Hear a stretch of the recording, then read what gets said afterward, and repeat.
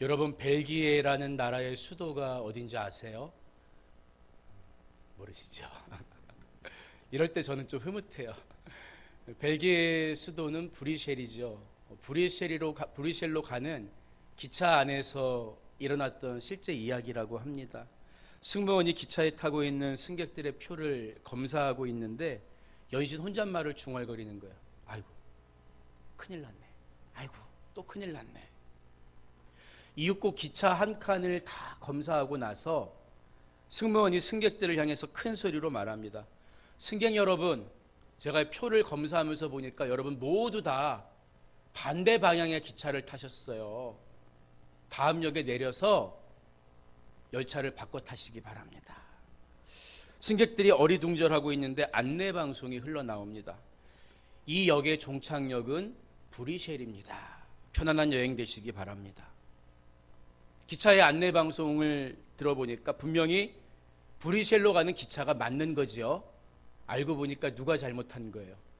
이 승무원이 너무 바빠서 자기가 반대 방향을 타고 사람들이 잘못한 줄 착각을 한 거예요. 여러분, 기차를 탄 사람은 반드시 내가 도착하기 원하는 목적지가 있습니다. 만약에 목적지 없이 그냥 기차를 탔다고 생각해 보세요. 얼마나 난처하고 당황스럽겠습니까? 여러분, 종착역을 향해 가는 기차는 소망이 있어요. 한 정거장 지나갈 때마다 조금씩 내가 원하는 그곳에 다다른다는 소망이 있는 것입니다. 여러분, 그래서 마땅한 목적지가 없는 죽어봐야 안다는 그런 세상 사람들과 달리 영생의 나라인 천국으로 가는 구원의 열차를 타고 있는 우리들은 소망이 있는 사람이에요. 종착역이 있는 사람은 소망이 있는 사람입니다. 그래서 성경은 우리 신앙을 종종 경주에 비유하잖아요. 결승점을 향해 달리는 경기가 경주 아닙니까? 100m 경기의 결승점은 정확히 100m 뒤에 있죠. 1000m 경기의 결승점은 1000m 뒤에 있고요. 마라톤의 결승점은요 42.19km 뒤에 있습니다. 하지만 신앙은 정확히 몇 미터를 뛰어가야 끝난다는 거리적인 기준은 없어요. 그렇죠? 우리의 목적지는 아버지가 계신 본향이기 때문에 이 땅에서 숨이 다하는 순간까지 주님이 내 영혼을 도로 찾아가시는 그 순간까지가 우리가 뛰어가야 할 경주의 분량이라는 거죠. 그래서 신앙에는 어느 정도 텐션, 긴장이 있어야 하는 거예요. 언제 주님이 나를 부르실지 모르는데 내가 그래도 어제보다는 오늘 더 주님을 사랑하는 순간에 주님이 나를 부르시고 내가 그 순간 주님을 만나야 행복하지. 어제는 주님을 사랑했었는데 오늘은 조금 덜 사랑하다가 주님 앞에 서면 부끄럽잖아요. 신앙의 경주에는 긴장이 있는 거예요. 신앙의 경주를 승리하기 위해서는 그래서 얼마나 빨리 달리느냐가 중요한 게 아니라 어디를 향해 뛰어가느냐가 더 중요합니다. 히브리서 12장은 그래서 믿음의 주요 온전케 하시는 이인 예수를 바라보자. 우리가 목적지를 바라보고 달려가야 하는데 예수를 바라보고 달려가면 틀림이 없다는 거예요. 우리 믿음이 항상 예수를 바라보려면 기뻐해야 합니다. 기도해야 합니다. 그리고 감사해야 하는 거예요. 믿음이 있는 것 같다가도 자기 생각과 좀 다르게 상황이 전개되면 하나님 원망하는 사람들이 얼마나 많아요. 여러분, 그런데 제가 자주 말씀드리는 것처럼 내가 간절히 바라면 이루어진다는 믿음과 그리 아니하실지라도 하나님 말씀대로 살겠다는 믿음은 질적으로 다른 믿음이에요. 내가 소망이 부족해서, 간구가 부족해서, 믿음이 부족해서 안 됐지, 믿기만 하면 돼, 이런 믿음도 귀한 믿음이긴 하지만 설령 내 뜻과 다르게 하나님이 내 인생을 인도해 가시더라도 나는 하나님을 향한 사랑을 포기할 수 없습니다. 이게 귀한 믿음이라는 거죠. 우리가 이런 성숙한 믿음을 소유하기 위해서는 항상 감사하는 마음을 가져야 하는 거예요. 참된 믿음은 언제나 감사로 마무리됩니다. 추수감사절을 맞아서 여러분의 믿음이 감사로 성숙해질 수 있기를 주님의 이름으로 축복합니다. 오늘 본문은 11절 말씀을 보면요, 예수께서 예루살렘으로 가실 때에라는 시간적 배경이 드러나 있어요. 복음서를 통해서 예수님의 사역을 가만히 되짚어 보면 예수님은 1차 갈릴리 사역을 잠시 하셨다가 유대로 가셔서 유대 사역을 하시고 다시 2차로 갈릴리로서 사역을 하시다가 마지막에 십자가를 지기 위해서 예루살렘으로 다시 올라가십니다.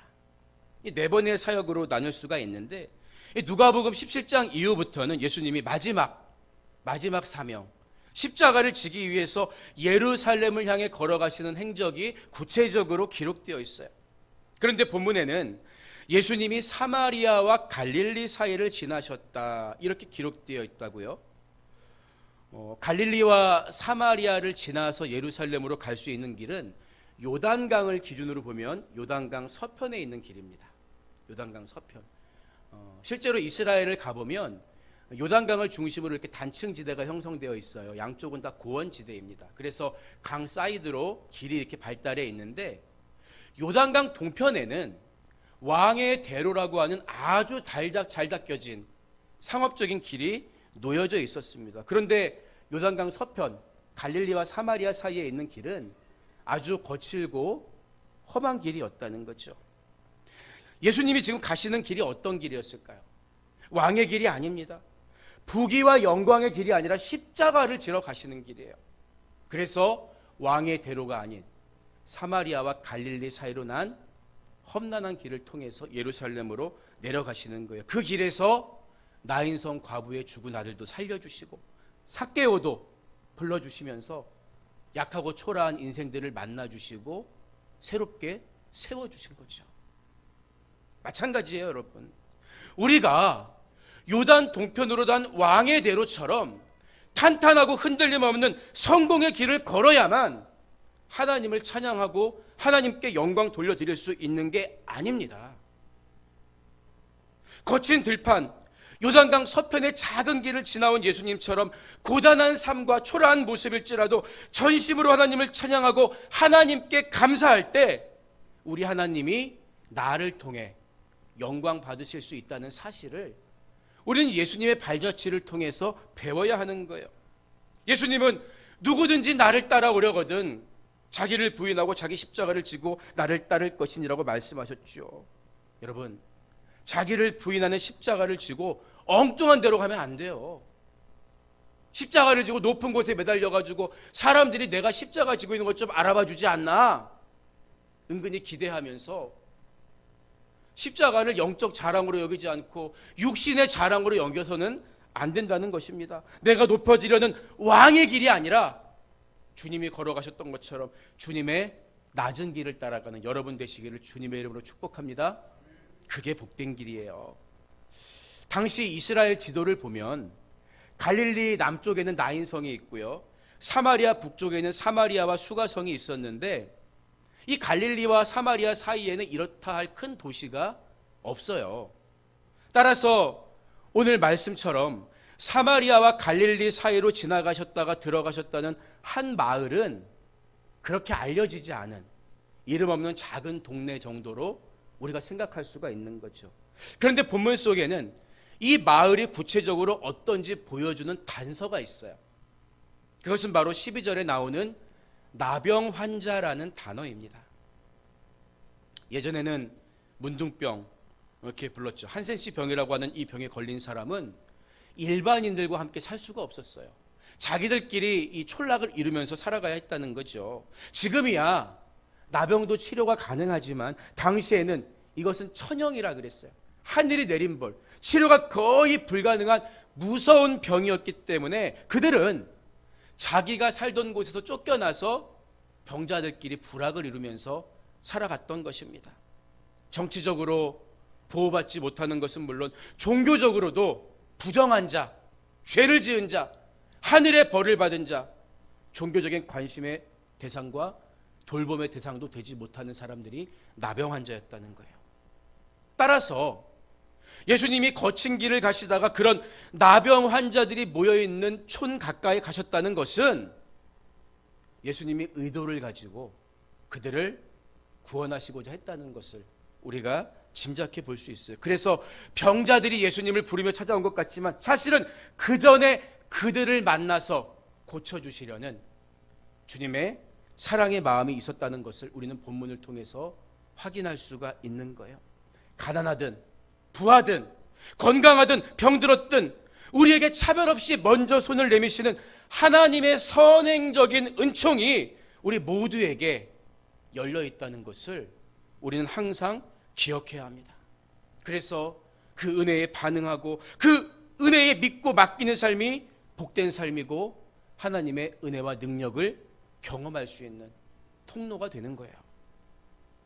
여러분, 그런데 14절을 보면요, 나병 환자들이 예수님께 우리를 불쌍히 여겨주세요, 우리를 고쳐주세요 애원했는데 예수님이 즉시 그들의 병을 고쳐주지 않고 뭐라고 말씀하십니까? 그저 제사장에게 가서 내 몸을 보여라, 내 몸을 보여라, 이렇게 말씀하세요. 레위기 14장을 보면요, 나병 환자의 몸이 나으면 먼저 제사장에게 가서 내 부정한 몸, 병든 몸이 깨끗해졌다는 선언을 받아야 하는 규례가 기록되어 있어요. 그래서 나병 환자가 찾아가면 7일 동안 그를 관찰하고 8일째 정결 예식을 치러요. 근데 지난주에 우리 큰딸아이가 저에게 와서 묻더라고요. 학교에서 시험을 보는데 그런 문제가 나왔대요. 나병 환자가 정결 예식을 치를 때 어떤 제사를 드려야 되지요? 참 수준 높은 학교다. 크리스천 대안학교를 다니고 있는데 성경 시험에 그 문제가 나왔다는 거예요. 그러니까 알려줬죠. 나병 환자가 정결 예식을 치를 때는 속건제를 드립니다. 깨끗해진 지. 그래서 내가 부지간에 지은 죄를 속죄할 때는 보통 속건제를 드리고, 내가 고의로 지은 죄를 속죄할 때는 속죄 제사를 보통 드리죠. 거칠게 표현하면 병은 내가 원해서 걸린 사람 없잖아요. 그렇죠? 그래서 속건 제사를 드리고 정결 예식을 치르고 깨끗해집니다. 그래야 공식적으로 병이 나았습니다, 사회로 돌아갈 수가 있는 거예요. 여러분, 그런데 예수님이 이 병자들의 병을 고쳐주시고, 야, 너희 깨끗해진 몸을 가서 보여줘, 7일 동안 관찰하고 그러면 너희 깨끗해질 거야, 이렇게 말씀하신 게 아니었다고요. 아직 병이 그대로 있어요. 그런데 예루살렘에 너희들이 먼저 가서 제사장들에게 너희의 몸을 보여라. 여러분이 나병 환자라면 어떻게 하겠어요? 아마 저라면, 예수님, 이대로 갔다가 예루살렘 성에 들어가기 전에 돌에 맞아 죽습니다.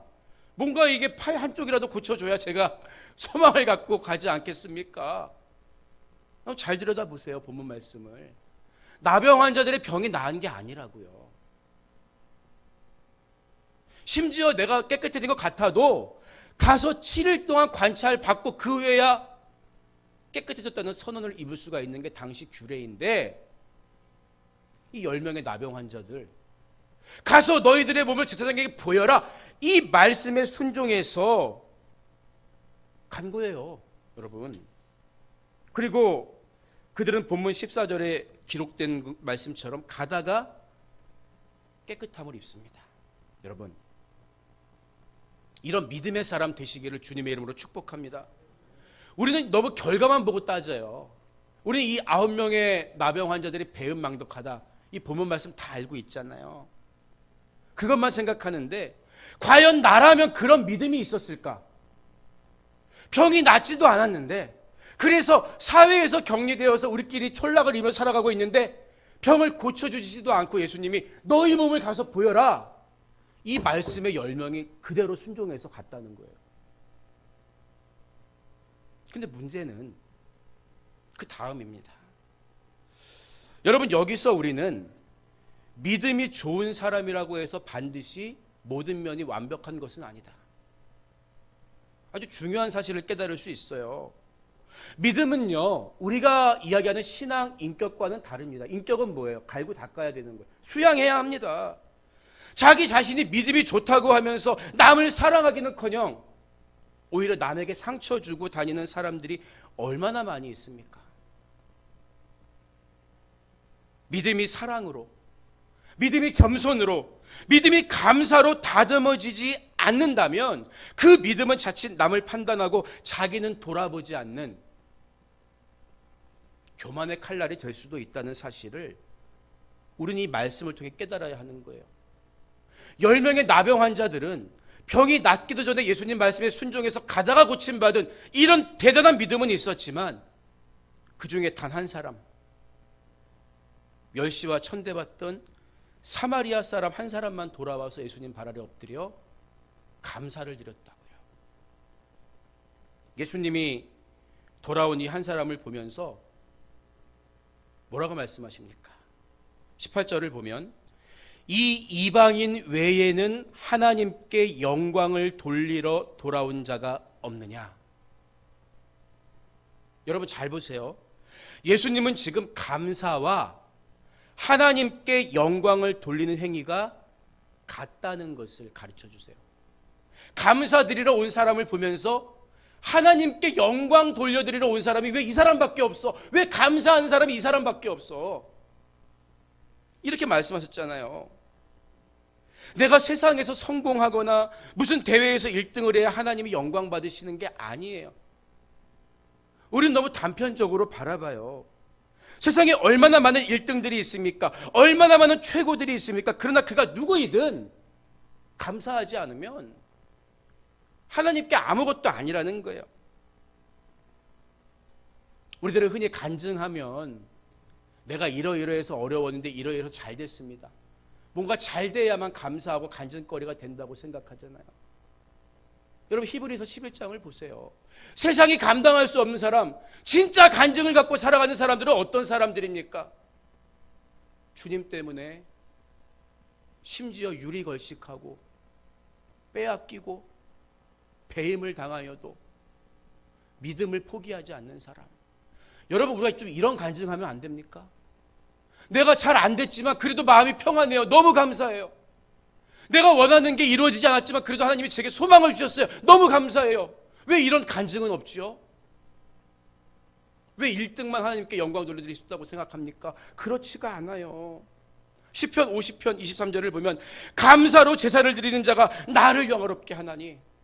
감사에 무슨 1등이 있고 꼴찌가 있습니까?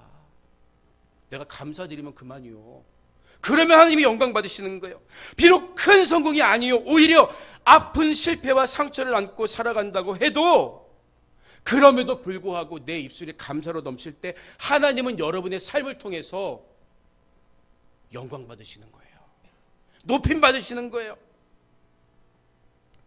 10명의 나병 환자 중에 오직 한 사람만 돌아와서 감사드렸는데 그는 사마리아인이라 본문이 이렇게 말하고 있어요.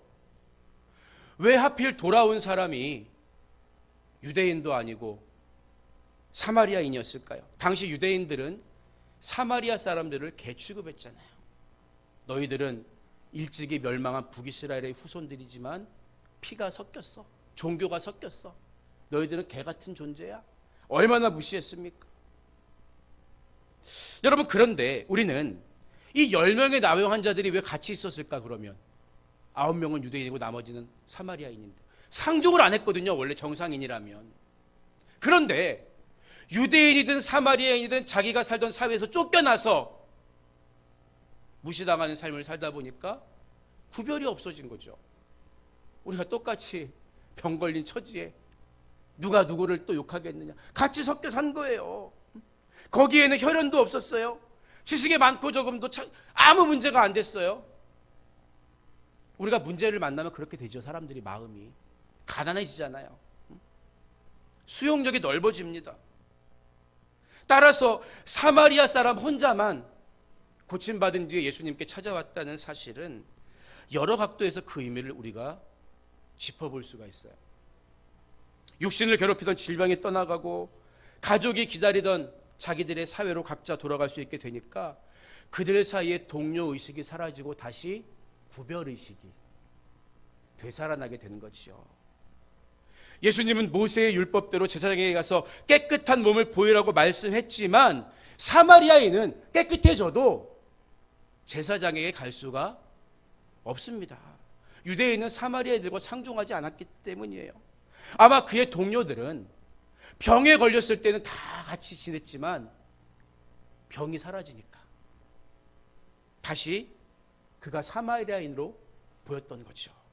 따지고 보면 세상의 2차 집단의 성격들이 다 이래요. 다 이래요. 어려울 때는 뭔가 같은 배를 탄 것 같은데 잘 될 때 보세요. 언제 우리가 어깨동무했지 하면서 시간이 떠나가지 않습니까? 일이 해결되면, 문제가 사라지면 더 이상 함께 있어야 할 목적도 없어지기 때문이에요. 여러분, 그러나 성도는 달라야 하는 거예요. 성도는 다릅니다. 내 죄가 해결되고 죄사함 받고 나면 아직 죄사함 받지 못한 영혼이 불쌍해서 견딜 수가 없어야 맞는 거죠. 나는 구원받았으니까 내 문제는 사라졌다. 이럴 수 있습니까? 주님의 심정을 가졌다면 그럴 수가 없는 거예요. 주님 만나 인생의 문제가 해결되고 나면 주님 만나지 못해서 아직도 허덕이고 있는 영혼이 불쌍해서 견디지 못하는 게 맞는 거죠. 내가 은혜 받으면 그래서 그것으로 끝나는 게 아니라 그 은혜를 전달하는 은혜의 전달자가 되는 것입니다. 이거를 성경은 증인이라고 말하는 거예요. 성령이 임하시면 증인이 되리라 주님 말씀했잖아요. 세상적인 논리로 너와 나를 구별하는 것은 성도의 모습이 아니고 교회의 건강한 모습이 절대 아닙니다. 그래서 교회 안에는 예수님이 담을 허무셨듯이 어떤 혈연이나 지연이나 학연으로 인한 차별도 구별도 없어야 맞는 거예요. 그런데 안타깝게도 나병이라는 시련이 유대인과 사마리아인의 구별을 없어지게 한 것처럼 보였지만 그 나병이 사라지니까, 문제가 사라지니까 다시 구별의식이 생겨났고, 안타깝게도 사마리아인은 더 이상 나머지 9의 유대인과 동행할 수 없겠죠. 여러분, 하지만 이 사마리아인이 예수님께 돌아간 것은 단지 유대인 친구들과 함께 제사장에게 갈 수 없었기 때문만이었을까요? 아니에요, 여러분. 생각해 보세요. 나병 환자라고 해서 지금까지 사람들 눈을 피해서 어두컴컴한 동굴에서 구질구질하게 살다가 깨끗함을 받았는데 나도 사마리아로 가면 되지 뭐. 나도 거기 내 친구들이 있어. 야, 니까지 것들이 나 무시한다고 내가 뭐 같이 놀 사람 없을 것 같냐?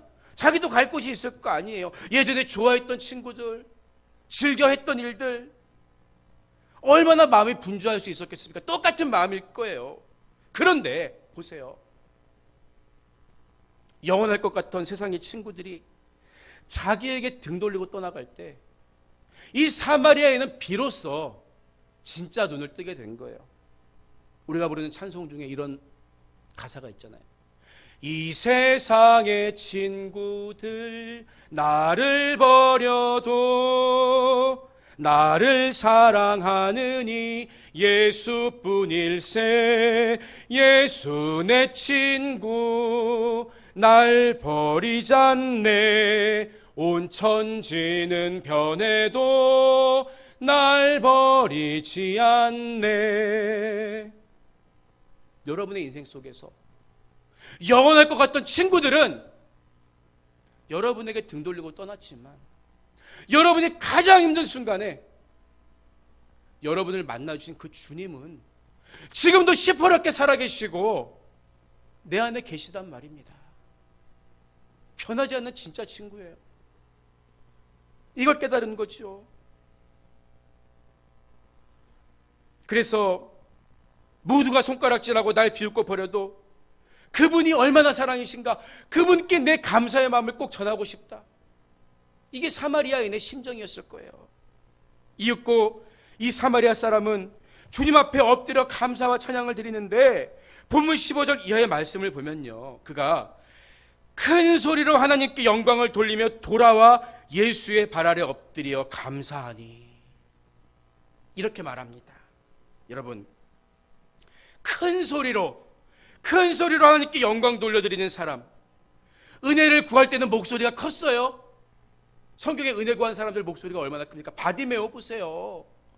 사람들이 잠잠하라 시끄럽다 해도 더 크게 소리질러 다윗의 자손 예수여 나를 불쌍히 여기소서 나를 구원하소서. 우리도 문제가 있을 때 얼마나 목소리 커요. 주님 불쌍히 여겨주세요. 내 마음의 목소리도 얼마나 큽니까? 근데 그 문제가 해결되어서 감사할 때도 그렇게 목소리 큽니까? 그래야 되는 거예요. 그래야 은혜를 구할 때와 감사하고 영광 돌 때 목소리가 똑같아야 되는 거예요. 안타깝게도 많은 분들이 은혜를 구할 때 문제 앞에는 목소리가 큰데 하나님께 영광 돌려드리고 감사할 때는 목소리가 모기 소리처럼 작아 들어가요. 그러면 안 되는 거예요. 이 사마리아 사람 너무 멋있잖아요. 얼마나 애타게 주님 우리 병을 고쳐주세요 부르짖었겠습니까? 그런데 똑같이 큰 소리로 하나님께 영광 돌려드리면서 감사하고 있다고요. 얼마나 아름다운 모습입니까? 저와 여러분은 모두 은혜를 구할 때와 감사할 때의 목소리가 똑같은 사람 되시기를 주님의 이름으로 축복합니다. 주님이 눈여겨보시는 거예요. 주님이 주목해 보시는 거예요. 감사하는 마음으로 돌아온 사람에게 예수님 뭐라고 말씀하십니까? 19절 보면 가라 내 믿음이 너를 구원하였느니라. 구원하였느니라. 시작은 믿음으로 했는데 출발은 10명이 똑같이 믿음으로 갔어요. 마지막은 교만으로 끝나버리는 대다수의 사람을 성경은 주목하지 않습니다. 믿음으로 시작해서 감사로 끝나야 진정 신앙이 완성되는 거예요. 그래서 예수님은 그 감사에 대한 응답으로 그의 믿음이 구원에 이르는 믿음이 되었음을 선포하신 거죠. 비록 믿음에서 출발했지만 9은 중도에 탈락했어요. 그러나 감사의 마음으로 돌아온 한 사람만이 예수님께 인정을 받습니다. 그래서 감사는 우리 믿음의 종착역인 거예요. 믿음으로 출발하면 감사로 끝맺어야 되는 거예요. 오늘 말씀을 마무리합니다. 여러분 혹시 배너라는 영화 다 보셨죠? 이 영화의 가장 앞권은 뭐니 해도 영화 후반부에 나오는 전차 경주 장면입니다. 그런데 이 장면을 찍기 전에 배너 역을 맡은 찰톤 헤스턴은 열심히 마차 모는 법을 연습했다고 해요. 윌리엄 와일러 감독이 이제 마차 타는 법을 잘 익혔냐고 물으니까 찰톤 헤스턴은 마차는 그럭저럭 탈 수 있겠는데 경주에 이길지는 모르겠다고 대답합니다. 그러자 와일러 감독이 웃으면서 말합니다. 걱정하지 마. 자네는 그냥 달리기만 해. 이기는 건 내가 해줄게. 왜냐하면 대본에는 이미 배너가 이기게 되어 있습니다. 달라지지 않아요. 물론 경주 과정에는 관객들의 손에 땀을 주게 하는 어려운 장면이 나오죠.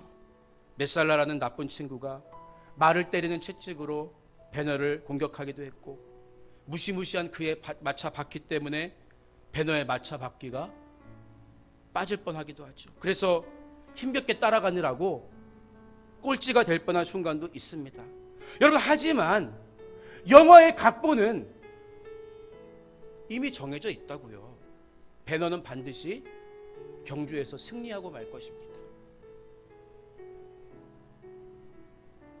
우리도 지금까지 살면서 많은 어려움을 겪었잖아요. 또 겪고 있습니다.